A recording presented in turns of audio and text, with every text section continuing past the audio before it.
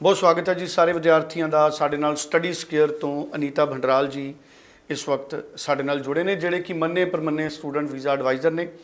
हुण गल यूके की एक बार फिर करनी बनती है। अचानक ही जिस तरह यूके सरकार बदली, यूके वाल विद्यार्थियों का रुझान वधिया। ये पिछे कारण की है? एक तो ये समझांगे कि आउंदे समय दे विच यूके दे विच एक बार फिर तो 10+2 दे नाल विद्यार्थियों नूं स्पाउस बारे सोच रही है उत्थों की सरकार।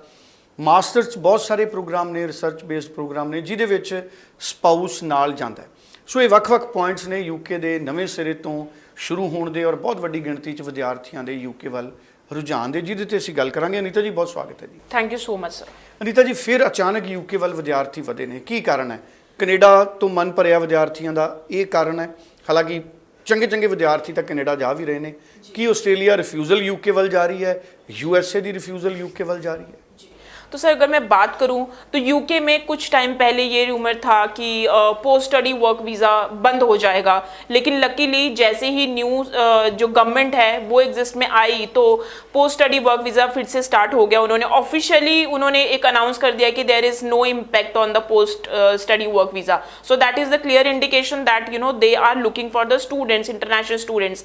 अभी अगर मैं यूके की वीज़ा सक्सेस रेट की बात करूँ तो जहाँ पे हर कंट्री थोड़ा सा टाइम लगा रही है वीज़ा डिसीजन में, जहां पे कोई कंट्रीज हैं ऑफर लेटर में टाइम लगा रही हैं या फिर वीजा डिसीजन में टाइम लगा रही है या फिर उनके जो रूल्स एंड रेगुलेशन चेंज करिए, तो वहीं पे यूके कंपैरेटिवली थोड़ा सा लीनियंट होते हुए दिख रहा है। रीजन उसका यही है कि देखिए इंटरनेशनल एजुकेशन हमेशा उस किसी भी कंट्री की इकोनॉमी में बहुत ज़्यादा इंपॉर्टेंट रोल प्ले करती है। सो अगर मैं बात करूं तो यूके में इस टाइम पे जो वीज़ा का टर्न अराउंड टाइम है वो 15 से 20 दिन के अंदर, मैक्सिमम 15 से 20 दिन जो हाई कमीशन है वो दे रही है। तो 15 से 20 दिन के अंदर स्टूडेंट्स को वीज़ा आ रहा है, पहली चीज़।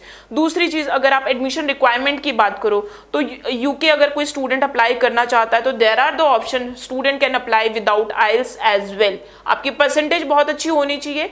12th के बाद जा रहे हो तो आपके पास 85 टू 85 अगर आप हैं तो आप बिल्कुल विदाउट आइल्स कर सकते हो, MOI के बेसिस पे कर सकते हो।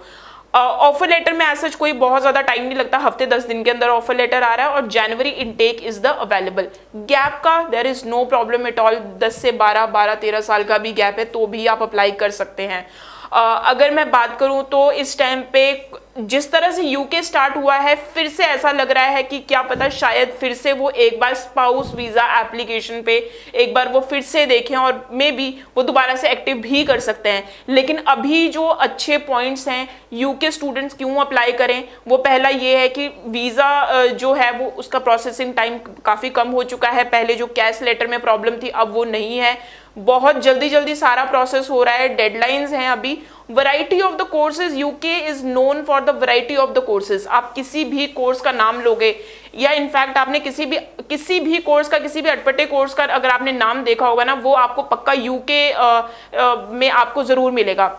और सबसे अच्छी बात यह है यूके में कि आपको कन्वर्जन रिलेटेड कोर्सेज आपको मिलेंगे। जैसे कि अगर आपने मान लो बैचलर ऑफ आर्ट्स किया है लेकिन अब आप अपना फील्ड ऑफ स्टडी चेंज करना चाहते हैं, you can take the straight way admission in the bachelor of IT और मे बी किसी और प्रोग्राम में। आपको कोई जस्टिफिकेशन नहीं देनी है, सिर्फ एक SOP में लिखना है कि why you want to apply for this course. तो ये बहुत बड़ा एडवांटेज है। अगर मैं बात करूं तो यूके में इस टाइम पे 100+ कंपनीज ऐसी हैं जो कि स्टूडेंट वीज़ा को आगे वर्क परमिट में कन्वर्ट करते हैं और वो उनको जॉब्स देते हैं। और जॉब्स के साथ भी उनको जो सैलरी पैकेजेस हैं वो बहुत अच्छे मिल रहे हैं। कम से कम जो उनका पैकेज है वो 30,000 पाउंड से लेके 35,000 पाउंड तक उनका ये स्टार्ट हो रहा है। That is somewhere around 13-14 lakh के करीब।